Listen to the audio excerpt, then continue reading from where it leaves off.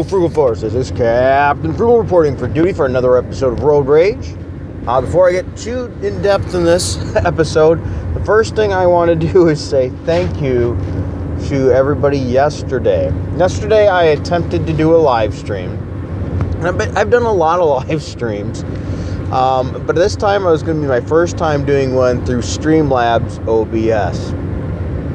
Well, if anybody was there, you know that, or have checked that if you were going to listen to it later, it's not there. That's because I had nothing but issues and problems the whole time. It was a complete failure. So I want to say thank you for everybody that stuck it out. It was supposed to be at 7:30 and it was past 8 and people were still sticking it out, waiting, trying. And you know, that's amazing. I mean, that's your time, and the time is the most valuable thing that we have, and you took that time for me and waiting for me, and it was a failure, and for that I greatly apologize. For the ones wondering what happened, there's a couple things. Well, first of all, I didn't just willy-nilly this. I actually did several weekend practice attempts to make sure everything was up and going and they were all running smooth. The only thing I didn't do was a live event timed, scheduled, I mean. But I asked people how that was going to be different, and it appeared I had everything right. Well, when time came, I guess I didn't. There was one thing I wasn't sure of, and I thought I knew how to do it, and evidently I did actually know how to do it. But there was a combination of problems. I wasn't getting the start the event thing and all that. It just wasn't happening. I didn't know what was going on. Well, after attempt, I found out, I had a Microsoft update. So it was updating, that was bogging down my internet some, but also it screwed stuff up. Finally, when it did launch, the people there could hear me and see me, but it was really bad. It was buffering a lot. Well, on my end, it said I wasn't live. So, me, it was telling me I wasn't live. They were seeing me and I was live, but I couldn't see the screen or anything there too. And then, so I closed out, tried again, and then it said the resolution wasn't right, so it was causing an error, which I didn't change any of that. So I ended up having to reboot, and there was a nice long Microsoft update. So you gotta love those updates when it downloads stuff and screws up everything while you're working on it. So I go through all that and I relaunch again, and then my internet craps out. So it wasn't meant to be. So the only way communication I had then it was pretty much through Twitter. I put up on my Twitter, it's my internet's out going out. So when it was up, it was in the yellow, which for on YouTube, which it was giving me a negative countdown, which means it was going to kick me off anyway because my internet just wasn't good enough to hold the stream. You got to love it. Technology is great when it works. It sucks when it doesn't. So that was a complete bust. And so everybody that took time to be with me, I greatly appreciate it. So what I was going to talk about, I'm just going to do it some here, is appreciation for Stan Lee. I know, it's been a couple days and everybody's already covered it and everything with Stan Lee passing, and that's okay. I just wanted to talk with people and hear their, how Stan Lee influenced them and worked with them. For me, Stan Lee was a big part of my life, even though I only met him for a few seconds. And that's the thing, his work will long outlive his years. We may have lost Stan Lee, but what he's done and what he's influenced will live well beyond him. Hopefully, the comic company, Marvel, won't screw it up. I know you already have a lot. Now with him gone, will they screw it up even more? I don't know. Some people go, oh, with Stan Lee gone, it's going to make a big difference. I don't know, because I think it his last final years, and I'm saying this without any disrespect. You got to realize Stan Lee didn't have a whole lot of eyesight left. His eyesight was bad, really bad, so he's not seeing a lot of those things. He's probably not online doing all the tech stuff. He's more of a figurehead. There's nothing wrong with that. At that age, hey, bless him. But for example, when he did that a video. Marvel shoved that video. They shoved him out with that. That you could tell it was so forced for Stan Lee. Now, granted, Stan Lee believes in equality. Stan Lee was a loving man. He wasn't all this harsh stuff that people are claiming he was. He just wasn't. But you could tell that video, he was just, hey, we need you to do this video. Because he didn't know what was going on, with the SJW crap and all. He had no clue. He just didn't. You could tell. It was sad. Because you could tell that a difference from that video from when he was in good health and he had the energy. Well, anyway, not that it had a bad message. It had a good message. It's a message we all believe in. It's just it was under false pretense. My connection with him, is things like, I love that part about him. Good guy. And for anybody that calls him negative things, evidently you pay no attention to kind of characters and world he created. I mean, you look, Stan Lee created many of the characters that most of us love today. At least, there's got to be at least some character that you enjoy. There's so many characters. He might not have made them all by himself, but he had a hand in their creating as well. If you watch a lot of my videos and things and you know much about me, I tell people I grew up poor. And we were lucky to get a big box of comic books my mom did for us, for me, for $0.25. And it had all kinds of legendary heroes. I had Spider-Man. I had the Fantastic Four. I had Iron Man. I had Captain America. I know Captain America wasn't created by Stan Lee. Deal with it. Okay? I had a lot of DC heroes and things too. And I grew up learning to read on those. At that time, actually, it was like a whole world opened up to me.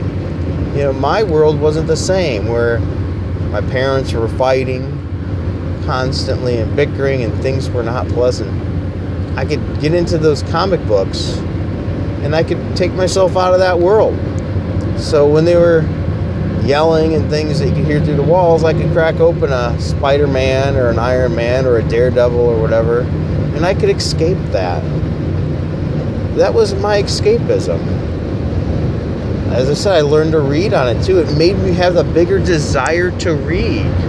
I wanted more. I wanted to see what was going to happen next. I wanted to see who this hero is going to meet, who this hero is going to fight, how are they going to save the day, how are they going to get things right, how are they going to do the right thing when the world around me was so filled with wrong. That carried me for many years. I learned lessons and things of morality through my mother, some of my father, church. But there were some in the comics too. Everything has an influence on you. Stan Lee's characters did the right thing. They weren't always perfect. They didn't get everything right 100% of the time. But by the end of the story, they found a way to do the right thing and to fix it. These are things we don't see often today in books. Nowadays, it seems like they want to deconstruct a hero continuously rather than construct them. So when you read a comic book, it seldom is heroic anymore. We have heroes doing the wrong choice, which is okay on occasion, but sometimes there's no ramifications for that. And a car just cut me off, you jerk. Sometimes there's no ramifications for their wrongdoings, or it's like, oh, it's all about being in the gray. No, there is right and wrong. Stan Lee knew right from wrong, and he put it in his pages. Some people tell me or ask me, where should I start reading this series or whatever? I say, whenever possible, I go back to the roots. I go to issue number 1.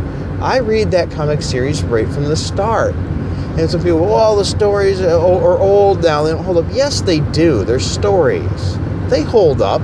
Is there some terminology and words that are used that are goofy, looking back at it today? Absolutely. Is the technology hold up? No. But that's the point. We can read a story about something that happened in the past, can't we? Yeah. the stories hold up, and then you get a better idea of the foundation of character. That's one of the things I always found intriguing. Whenever somebody comes at me because I say a book, the character's out of character, I don't like that issue, for that a writer hasn't been writing them in character, and these people come at me, oh yes they are, blah blah blah. It's like, one of my first questions I like to ask them is, what issue did you start reading? And it's not a slam. It's because I'm trying to find out where they're coming from. And often I find it'll be right around this time of that writer, or that story arc, or within just a couple years if the character has been damaged for a long time, like Spider-Man. And then it makes me realize, well, that's why. You have no grounding. The only Spider-Man you knew was the Spider-Man written by this person. So you don't know how much out of character he's written because you've never seen it. So when somebody asks me, I say, go right to the roots, go to number one, and then you truly understand the character. You'll understand why people get frustrated, because that character that Stan Lee created is not on that page anymore. It's a different character. The writer, sure, always puts their own spin on a character, but they're so poorly written out of character, they don't resemble the basic core characteristics that made that character relatable, that made us love that character. It's not the suit that they put on. It's not that mask. It's not the weapon they yield. It's the character that Stan Lee and others developed. The character of a hero. And Stan Lee's pulled me out of a lot of rough times when I was a kid, and for years made me want to continue reading up until this day, which is one of the reasons sometimes why I'm so sad when I see books with the characters so far whacked out it's unrelatable. This is why people get mad when their characters get changed. They've grown passionate to a character for a long time, and that passion and that love for those characters were often because of Stan Lee and what he did. So Stan Lee, you may be gone, but you will. Your stories will live on, and your characters long while you're gone. As I sit and I read your comic books that you've written to my children, so they can enjoy those stories and some of those lessons as well. Just like I did on the day you were gone, I read that, and it's hard to not shed a tear, lose my man card here. But Stan Lee, you've meant great things to the comic book industry and even farther. You've impacted many, many people's lives. So for that, I thank you, Stan Lee. And I wish you a wonderful afterlife up in heaven. Well, thank you, Frugal Force, for listening to me rant. I guess this wasn't a rant. This was almost tearing up like a wimp on my road rage here. And that's okay. I would love to hear in the comments your thoughts about Stan Lee. I really would. I'd like to hear how he impacted your life. Did he impact your life? Did you not care? You know, I hope you cared. What's something that he did that you loved? All right. Well, thank you for listening. If you enjoyed this video, please hit like. I'd appreciate that. Thumbs up if you can. I'd love your comments. If you haven't subscribed and you do enjoy it, please do that too. Maybe help spread the word of the Frugal Force. I'm not going to use this one to shill. Okay? And until next time, keep it frugal.